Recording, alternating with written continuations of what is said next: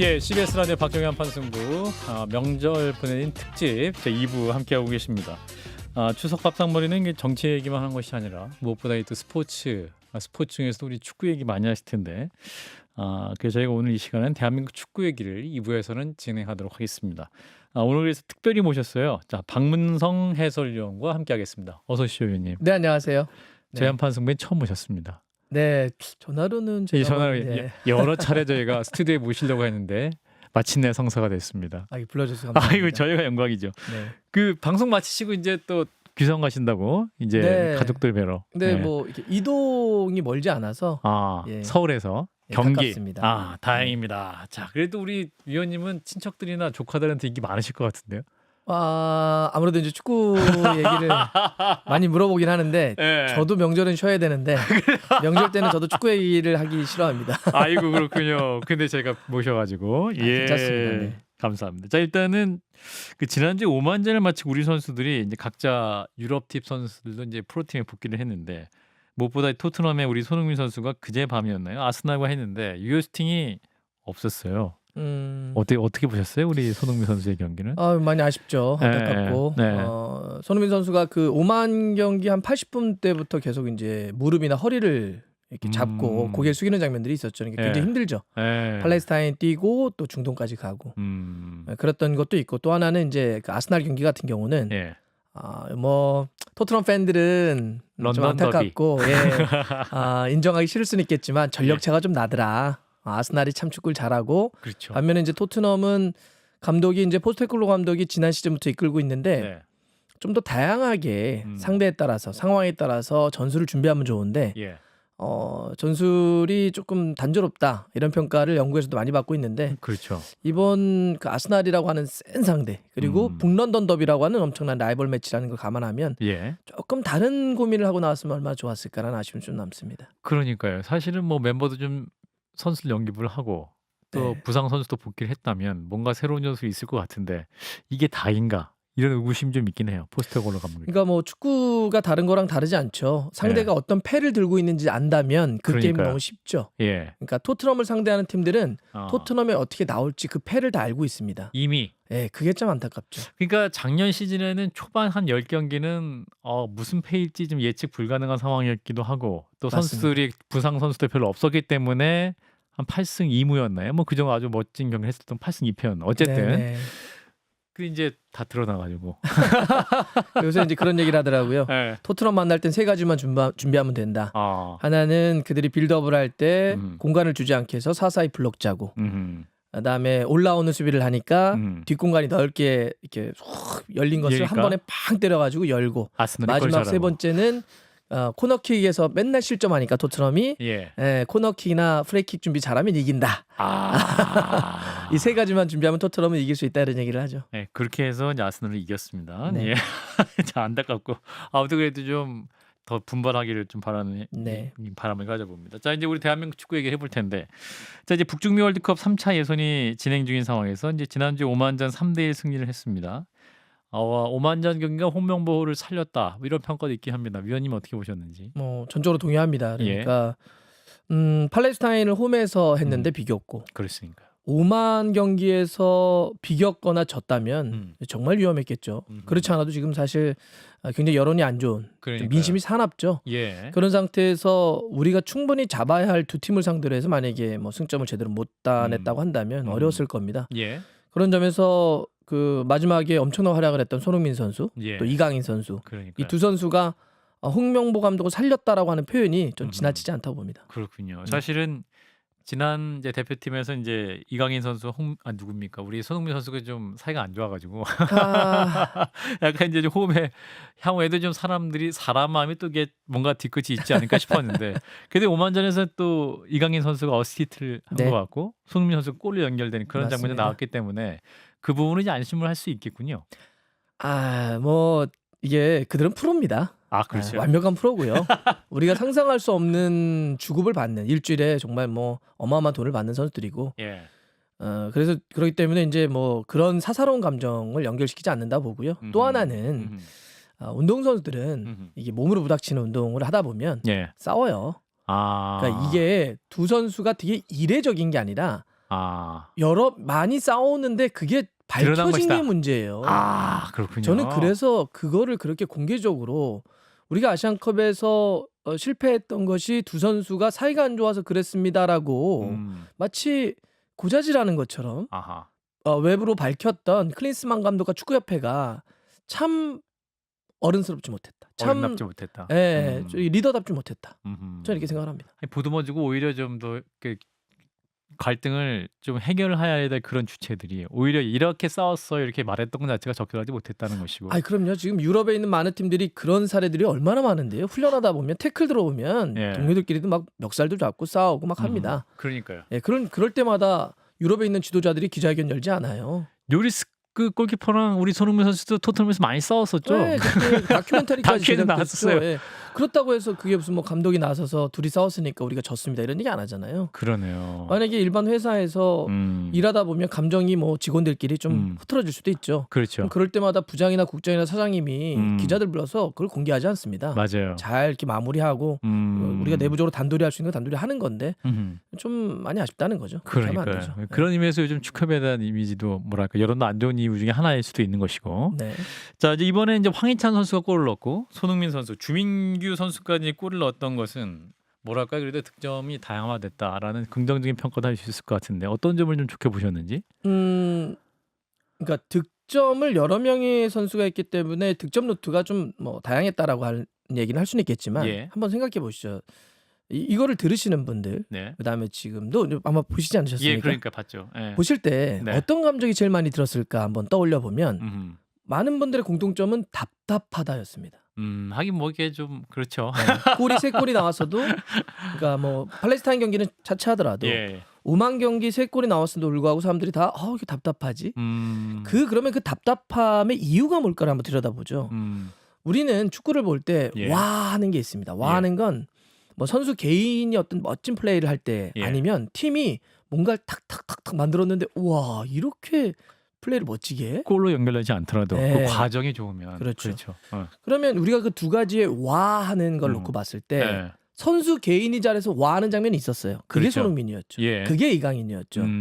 그래서 와 하는 건 있었는데 팀이 뭔가를 딱딱딱딱 만들어서 와 하는 거는 기억을 해보시면 없어요. 이건 진짜 모든 분들이 다 똑같이 느끼는 겁니다. 그렇게 놓고 봤을 때 이거를 어떤 뭐 전술의 다양성 이렇게 볼 수 없어요. 그러니까 이번에 3골을 넣은 거는 선수 개개인들의 능력으로 찍어 누른 거지. 집중력. 그래서 말 그대로 선수 개인이 잘한 거지. 이걸 우리가 팀 플레이를 잘해서 옆에 있는 일본처럼 뭐 중국을 7대0, 그다음 바레인을 5대0, 거기 골 들어가는 걸 보면 정말 기가 막힙니다. 맞아요. 우리도 옛날에 그랬던 것 같은데 왜 거의 없죠? 그게 바로 지금 이제 잃어버린 1년이라고 저는 규정을 합니다. 잃어버린 1년이다. 무슨 얘기냐면 감독을 잘못 뽑고 감독을 뽑는 과정이 늘어지고 이렇게 되면서 1년을 잃어버렸죠. 그러니까 클린스만 감독 선임 때부터 홍명보 감독 선임 절차까지 놓고 보면 그 소중한 1년 넘는 시간을 이 좋은 자원들 정말 우리 대표팀이 역대 이렇게 멤버 구성이 있을까 싶지 않죠? 정말 어마어마하죠. 개인별로 보면은 뭐 PSG에 뛰는 사람도 있고 뭐 영국에서 득점왕 했던 사람도 있고 뭐 엄청난 거 아닙니까? 그 바이에른 뮌헨이라고 하는 팀은 수비수 축구 팬들이 얘기하는 김민재 예를 들면 레바민이라고 축구 팬들은 얘기하는데 그러니까 유럽 축구에서도 3대장 레알 마드리드, 바르셀로나, 바이에른 뮌헨 거기서 우리나라 선수가 주전으로 뛸 거라는 건 솔직히 얘기하면 상상도 못했어요. 그냥 우리가 그냥 뛰나 보다 해서 뛰는 거지. 맞아요. 지금 약간 상상 못하죠. 거기에 김민재가 있고 그다음에 세계에서 최고의 선수들이 모여뛰는 프리미어리그에 득점왕을 한 손흥민 선수가 있고 손흥민은 토트넘의 주장까지 합니다. 파리에 뭐 이강인이 있고 울버햄튼에 황희찬이 있고 또 뭐 황인범이라든지 이재성이라든지 유럽에서 주전급으로 활약한 선수가 이렇게 많은데 그러면 역대급 경기력이 나와야 되지 않겠습니까? 그러니까요. 근데 반대예요. 아니 어떻게 이렇게 답답하지? 그러면 문제는 뭐냐는 거예요. 선수들은 죄가 없습니다. 그러니까요. 선수들은 죄가 없어요. 맞아요. 이 선수들을 이 좋은 재료들로 멋진 요리, 아주 고급진 요리를 만들어야 되는데 그 요리를 만들어야 되는 셰프가 잘못됐다는 거죠. 재료가 좋다고 한다면. 그래서 그 셰프 역할은 축구에서 누가 하느냐? 감독이 하는 거죠. 근데 그 감독의 시간이 주어졌던 1년을 클린스만 감독부터 2번의 임시 감독, 지금의 홍명보 감독까지 이거를 축구협회가 제대로 끌어가지 못하면서 우리는 1년이라는 시간을 허비해버렸어요. 너무나 안타깝죠. 홍명보 감독이 이제 뭐 K리그에서 크게 인정을 또 받기도 했고, 그래서 이분이 쓰는 게 라볼 피아나 전술. 아. 그러니까 이제 수비형 미드필더를 활용한 빌드업 전술인데 이게 우리 선수들은 잘 맞나요?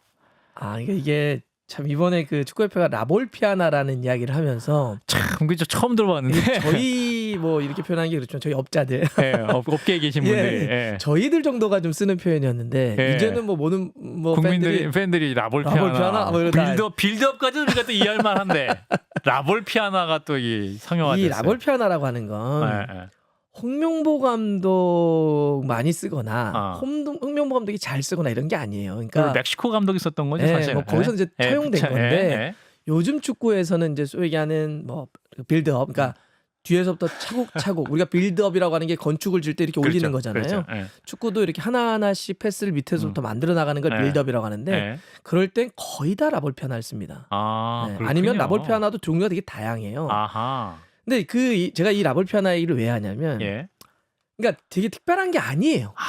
아닌데 홍명보 감독을 선임을 했지 않습니까? 그렇죠. 그러면 이 선임을 했다라고 하는 걸 정당화해야 돼요. 아. 우리가 이러한 이유 때문에 홍명보 감독을 선임을 했습니다. 아. 그러니까 말을 그 다음에 뭔가를 만들어내야 돼요. 그럴싸한 말을. 그러니까 뭐 라볼 피아나, 뭐 무슨 뭐 이러니까 사실 저희 안쪽에서 듣는 사람들 입장에서는 아이고 왜 저기서 저 말을 쓰실까? 이임생 기술위원장에서 이사가 썼던 얘기죠. 그 얘기를 동시에 들었던 저희 그냥 선수들 있잖아요. 현역 선수들이 몇 명은 뒷목을 잡았다는 겁니다. 그래요? 이거 왜 저런 표현을 쓰실까? 그랬군요. 좀 많이 안타까웠습니다. 예. 사실 이번에 이제 자책골 하나 나왔었어요. 우리 정승현 선수가 코너킥 상황에서. 네. 약간 또 비판도 좀 많이 하긴 하는데 이런 건 좀 우리 팬들이 좀 약간 자중해야 되지 않나 싶어요. 어떤 걸 얘기하시는 그러니까 이제 거죠? 뭐 코너킥 상황에서 막으려다 자책골, 뭐 온라인에서는 뭐 축구 팬들이 비판 좀 많이 한다. 정승현 선수에 대해서 예.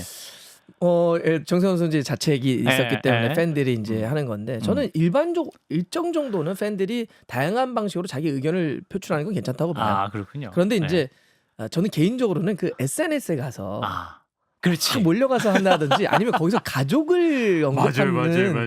이런 거는 조금 선을 넘는 게 아닌가 좀 싶기도 하고 그런데 그 장면에서도 물론 그 뭐 정승현 선수의 문제 이렇게 얘기할 수도 있겠지만 그때 라인의 깊이라고 하는데 이것도 조금 좀 전문적인 얘기지만 상대가 프리킥을 찰 때 우리 수비 라인의 깊이라는 게 있습니다. 그러니까 라인을 좀 더 위에 올라가서 수비를 할지 조금 내려와서 할지. 근데 그때는 라인이 좀 어정쩡하게 골키퍼에 붙어요. 한번 생각해 보시죠. 라인이 붙어 있으면 골키퍼는 우리 수비수가 거기 서 있으니까 뛰쳐나가서 펀칭을 못 해요. 너무 그렇죠. 붙어 있으니까. 그렇죠. 만약에 좀 더 앞에 있으면 수비수가 앞에 있으면 상대 공격수들도 옵사이드에 걸릴까봐 앞으로 끌어당기죠. 그러면 그 정도 깊이로 왔다고 한다면 그거는 골키퍼가 나가서 무조건 펀칭합니다. 즉 라인의 깊이를 어떻게 설정할지가 안 좋았다는 거예요. 제가 무슨 얘기를 드리려고 하냐면 이번에 두 경기를 보면 앞에 그 답답하다, 팀 전술, 팀 움직임, 팀 약속이 없다는 얘기를 드렸는데 그것도 결국 약속이에요. 그 부분이에요. 수비도 어떤 약속의 깊이를 쓸 것이냐, 누가 누구를 마크할 것이냐, 누가 포인트를 막고 누가 대인 방어를 하고 누가 지역을 막을 것이냐, 이게 다 약속이란 말이죠. 우린 이런 걸 묶어서 전술이라고 표현하죠. 그렇죠. 그러니까 전술이 부재하다 보니까 이런 약속이 없는 거예요. 그거를 사실 좀 더 지적을 해야지. 물론 저도 몇몇 선수들 같은 경우는 좀 아쉬웠다는 선수들이 있어요. 근데 지금은 선수 개인보다는 전체적인 팀의 움직임과 이런 전술을 좀 탓해야 되는 것 아닌가 싶습니다. 그렇군요. 그래서 이제 뭐 말씀하신 대로 선수들 개인기, 뭐 손흥민에 의존한 손흥민이 해줘, 뭐 이강인이 해줘, 뭐 이런 거밖에 없기 때문에 사실은 뭐 어느 정도 수준이, 그러니까 시간이 지나야지 홍명보 감독의 전술이 좀 심어지고 우리 선수도 함께 좀 호흡을 잘 어떤 시너지가 날 수 있을까, 이 부분도 팬들이 궁금하실 것 같은데 안 나기를 원하시는 분도 있겠지만 그래서 뭐 이번 두 경기 같은 경우는 훈련했던 시간도 좀 적고 또 처음 소집이었고 홍명보 감독 체제에서는 그러니까 이제 좀 시간이 부족했다라고 하는 그 이야기에 대해서 저도 뭐 어느 정도는 뭐 받아들일 수 있습니다. 근데 제가 본질적으로 좀 말씀드리고 싶은 건 홍명보 감독이 그럼 시간이 주어진다면 우리가 세계적인 무대, 그러니까 즉 이제 올림픽 월드컵 본선이죠. 우리는 16강 이후를 원하는 사람들이기 때문에 사실은 그러니까 월드컵 본선에서 어떤 성적을 낼까지 아시아 지역 예선 통과를 목표라고 얘기하지는 않습니다. 그러니까요. 특히나 이번은 피파에서 월드컵 본선 진출 티켓을 48장으로 늘리면서 북중미 예. 아시아에만 8.5장이 주어졌어요. 우리가 아시아에서 8등만 하면 갑니다. 그거는 사실 뭐 의미가 없네요. 그렇죠. 예. 그러면은 결국은 월드컵 본선, 국제 무대 본선에서의 경쟁력인데 예. 그랬을 때 홍명보 감독이 그런 전술적인 경쟁력이 있을까? 저는 약간 솔직히 좀 회의적입니다. 아 그래요. 그러니까 우리가 축구 감독을 분류를 나눌 때 이제 두 가지로 나누는데 하나는 어떤 선수들의 심리나 이런 걸 건드려서 동기부여를 끌어올리는 그렇죠. 약간 매니저형 감독을 예. 얘기하는 부류가 있죠. 예. 또 한 부류는 말 그대로 전술, 그다음에 뭐 작전판 이런 걸 너무 세세하게 그리는 겁니다. 우리의 움직임, 상대 뭐 강점 이런 걸 해서 쫙 이렇게 세세하게 디테일하게 전술을 만드는 전술가형 지도자들이 있죠. 예. 홍명보 감독은 전자예요. 아. 네, 그러니까 홍명보 감독이 일반 팬들에게 제일 많이 이렇게 공개된 영상 중에 하나가 이런 거 있지 않습니까? 이게 팀이야. 오, 예. 아시네요. 발로 차면서. 이게 팀이야. 이게 팀이야. 이게 최선을 다한 거야. 뭐 이런 거 있죠. 그러니까 그런 거 되게 잘해요, 홍명보 감독이. 그러면 막 손도 옛날 스타일, 막 옛날 끌어올리고 아니 뭐 그걸 저는 꼭 옛날 스타일이라기보다는 예. 필요합니다, 그런 것도. 필요해요. 필요하죠. 예. 근데 이제 하지만 그것만 잘해서는 또 안 되긴 그렇죠. 하는데 어쨌든 예. 홍명보 감독이 그런 건 잘하는데 전술적으로 되게 디테일하게 잘 짜느냐. 사실 그래서 이번에 홍명보 감독을 선임하는 과정에서 전술 코치를 데려와야 된다. 그것 때문에 그런 거예요. 바이스로. 네, 예. 그래서 포르투갈 출신의 아로소인가요? 예. 그 전술 코치를 데려왔잖아요. 아하. 그 이유예요. 아하. 그 결핍이 있기 때문에 그 아하. 결핍을 채우자고 데려온 거죠. 예. 즉 홍명보 감독이 그러면 시간이 주어진다면 우리가 월드컵 본선에서 성적을 내길 원하는데 예. 선수 개개인의 맨파워로 성적을 낼 수 있을까요? 우리는 손흥민이 뛰어나고 이강인이 뛰어나 김민재가 뛰어나지만 냉정하게 월드컵 본선 가면 잘하는 선수들이 너무 많아요. 세계 최고의. 예. 그들과 싸워서 우리가 성적을 내려면 전술이 뒷받침되지 않고서는 절대 안 됩니다. 그러면 그 전술이 뒷받침될 수 있을까? 전 좀 회의적이라는 거죠.